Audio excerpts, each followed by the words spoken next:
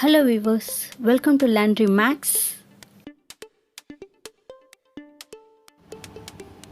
Hello viewers.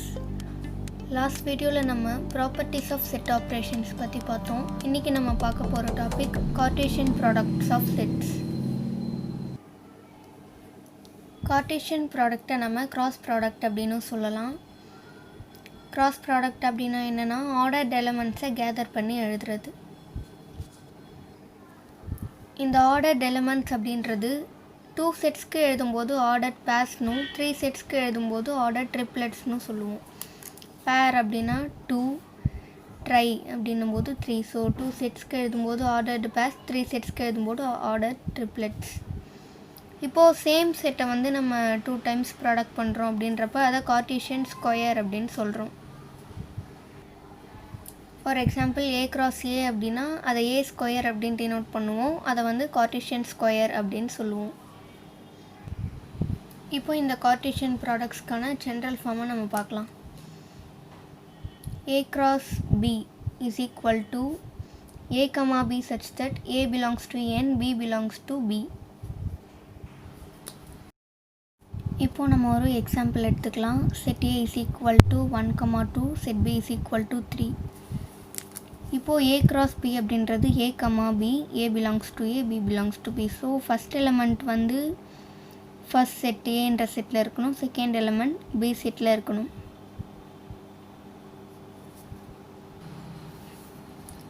So first element 1, 3, 2, 3. இப்போ இந்த ரெண்டு எலமெண்ட்ஸும் A, B அப்படின்ற ஃபார்மேட்லேயும் A belongs to A and B belongs to B அப்படின்ற ஃபார்மேட்லேயும் இருக்குது. இதுதான் வந்து Cartesian product or cross product. இப்போது நம்ம 2 செட்ஸ்க்கு பார்த்தது ஆர்டர்ட் பேர்ஸ், இப்போ பார்க்க போகிறது ஆர்டர்ட் ட்ரிப்ளெட்ஸ். 3 செட் எடுக்கும்போது A cross B cross C is equal to A, B, C such that A belongs to A, B belongs to B, C belongs to C. இந்த sets வந்து ABC அப்படின்னு தான் இருக்கணும்னு இல்லை, அது வந்து ஒரு வேரியபிள் மாதிரி. செட்ஸோட நேம் வந்து எந்த ஆல்ஃபபெட் வேணால் கொடுத்துக்கலாம். இந்த எலமெண்ட்ஸும் நம்ம XY செட் அப்படின்னு மென்ஷன் பண்ணிக்கலாம். நெக்ஸ்ட்டு கொடுத்துருக்கிறது R cross R. R அப்படின்றது இங்கே ரியல் நம்பர். இப்போது சேம் செட்டை நம்ம 2 டைம்ஸ் மல்டிபிள் பண்ணுறோம் அப்படின்றப்போ அது கார்ட்டீசியன் ஸ்கொயர். இது ஆர் ஸ்கொயர் அப்படின்னு நம்ம ரெப்ரசன்ட் பண்ணலாம். R cross R is equal to X, Y such that XY belongs to R, real numbers. இந்த ரியல் நம்பரோட இந்த கார்ட்டீசியன் ஸ்கொயரை நம்ம வந்து கிராஃப்ஸில் யூஸ் பண்ணிப்போம். கிராஃபில் நம்ம யூஸ் பண்ணுற பாயிண்ட்ஸ் எல்லாமே 5, 0, 1, 3, -1, 2 இந்த மாதிரி வந்து இந்த கார்ட்டீசியன் ப்ராடக்டை தான் நம்ம அங்கே யூஸ் பண்ணியிருக்கோம் அந்த பாயிண்ட்ஸை ரெப்ரசன்ட் பண்ண. So this represents the XY plane. அடுத்தது R cross R 3 times use பண்ணும்போது இது order triplets is equal to XY Z such that X, Y and Z belongs to R, real numbers. இப்போ இந்த set build up form எல்லாத்துலேயுமே நம்ம பார்த்தா ABC அப்படின்றது first element வந்து ஏ, செகண்ட் எலமெண்ட் பி அந்த மாதிரி வந்து ஒரு ஆர்டரில் தான் கொடுத்துருக்காங்க. அதுதான் நம்ம பார்க்க போகிற அடுத்த ஒரு important note. A cross B not equal to B cross A. இப்போது நம்ம ஃபஸ்ட் பார்த்த எக்ஸாம்பிளில் A cross B எழுதியிருக்கோம். இப்போது நம்ம ஃபஸ்ட் பார்த்த எக்ஸாம்பிளுக்கு A cross B எழுதியிருக்கோம், B cross A எழுதியிருக்கோம். அப்படின்றப்போ இதோட ஃபஸ்ட் எலமெண்ட் B செட்டில் இருக்கணும், செகண்ட் எலமெண்ட் A செட்டில் இருக்கணும் இந்த ரூல் படி. அப்போது B cross A is equal to 3, 1, 3, 2.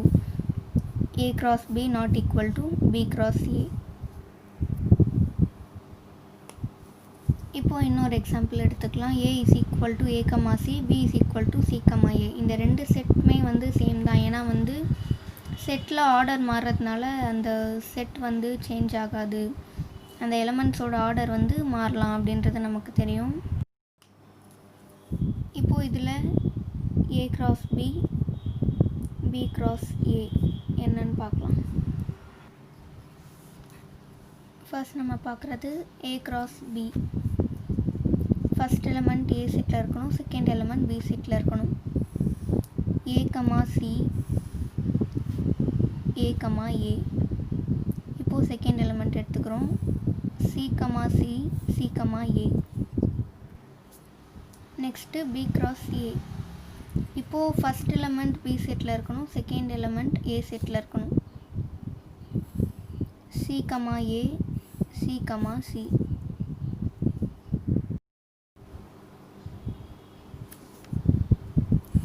A, C. A cross B and B cross A எழுதியாச்சு. இப்போ இந்த ரெண்டு செட்டோட எலமெண்ட்ஸை பார்க்கலாம். A, C, A, C, C, A. இங்கேயும் வந்து எலமெண்ட்ஸோட ஆர்டர் மாதிரி இருக்கிறது, ரெண்டு செட்டும் வேறுன்னு இல்லை, சேம் செட்ஸ் தான்.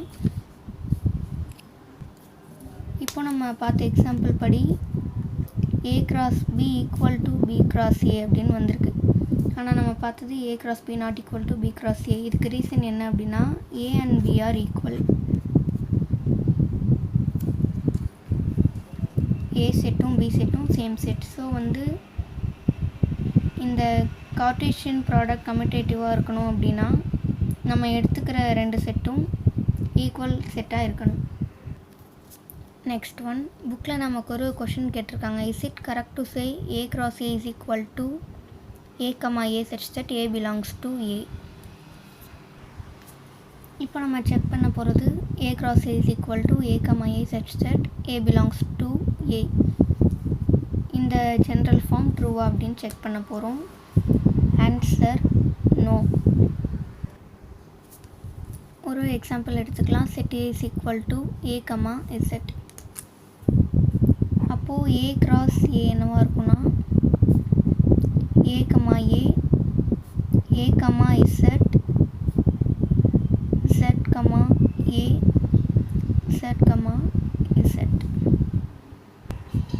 இப்படி நம்ம எழுதுகிறப்போ அதில் இருக்க எல்லா எலமெண்ட்ஸுமே வந்து A, A or B, B அப்படின்ற ஃபார்மேட்டில் இருக்க முடியாது. இப்போது A, Z அப்படின்றது வந்து ரெண்டும் சேம் எலமெண்ட்ஸ் கிடையாது. ஸோ இது வந்து அதில் இருக்க எல்லா எலமெண்ட்ஸ்க்கான ஜென்ரல் ஃபார்மாகவும் இருக்க முடியாது. So this is false. அப்போது ஒரு கார்ட்டீசியன் ஸ்கொயருக்கான கரெக்டான general form A cross A is equal to A, B such that AB belongs to A. இதுதான் அதுக்கான ஜென்ரல் ஃபார்ம். அடுத்தது கார்ட்டீசியன் ப்ராடக்டில் கார்டினாலிட்டிக்கான சில ஃபார்முலாஸ் கொடுத்துருக்காங்க. ரெண்டு செட் இருக்கும்போது கார்ட்டீசியன் ப்ராடக்டில் டோட்டலாக எத்தனை எலமெண்ட்ஸ் இருக்கலாம் அப்படின்னா n of A cross B is equal to n of A into n of B.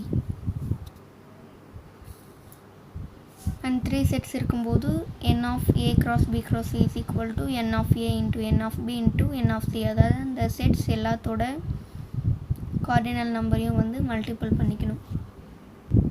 And இந்த ஃபார்முலாவை நம்ம ஃபைனைட் செட்ஸ்க்கு தான் யூஸ் பண்ணணும். ஏன்னா இன்ஃபைனைட் செட் அப்படின்றதில் கார்டினாலிட்டி நம்மளால் சொல்ல முடியாது. And A cross B is equal to null set when A or B is a null set. A இல்லை B நம்ம எடுத்துக்கக்கூடிய ஏதாவது ஒரு செட் இல்லை த்ரீ செட்ஸ் இருக்கும்போது ஏதாவது ஒரு செட் வந்து நல் செட்டாக இருந்ததுன்னா அதுக்கு நம்ம எடுக்கிற கார்ட்டீசியன் ப்ராடக்ட்டும் நல் செட்டாக தான் இருக்கும். ரெண்டுமே நல் செட்கான சிம்பிள்ஸ் தான். அடுத்தது புக்கில் இன்னொரு பாயிண்ட் என்ன சொல்லியிருக்காங்க அப்படின்னா செட்ஸ் XYன்னு எடுத்துக்கலாம். XYன்ற ரெண்டு செட் இருக்குது. அதில் இருக்க எலமெண்ட்ஸ் எல்லாமே வந்து நம்பர்ஸ் அப்படின்றப்போ X cross Y is a subset of R cross R. அதாவது ரியல் நம்பர்ஸ்க்கான கார்ட்டீசியன் ஸ்கொயரோட சப்செட்டாக அந்த கார்ட்டீசியன் ப்ராடக்ட்கான செட்ஸ் இருக்கும் அப்படின்னு சொல்லியிருக்காங்க. புக்கில் கார்ட்டீசியன் ஸ்கொயர் ஆஃப் ரியல் நம்பர்ஸோட சப்செட்ஸாக சில எக்ஸாம்பிள் கொடுத்துருக்காங்க, அது என்னன்றதை பார்க்கலாம். x, 2x such that x belongs to real number. x, root x such that x is a non-negative real number.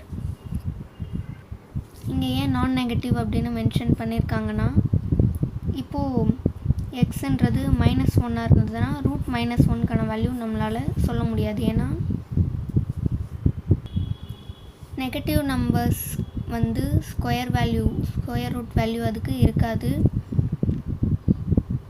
நம்ம மைனஸ் இன்ட்டு மைனஸ் மல்டிபிள் பண்ணாலும் ப்ளஸ் இன்ட்டு ப்ளஸ் மல்டிபிள் பண்ணாலும் அதோட value வந்து ப்ளஸ் ஆகிடும். ஸோ -1 அப்படின்றது எதோட ஸ்கொயராகவும் இருக்க முடியாது. அந்த ப்ராப்பர்ட்டியை நமக்கு இங்கே ரிமெம்பர் பண்ணியிருக்காங்க. அடுத்தது x, -√x such that x is a non-negative real number. இங்கேயும் வந்து சேம் ரூல்.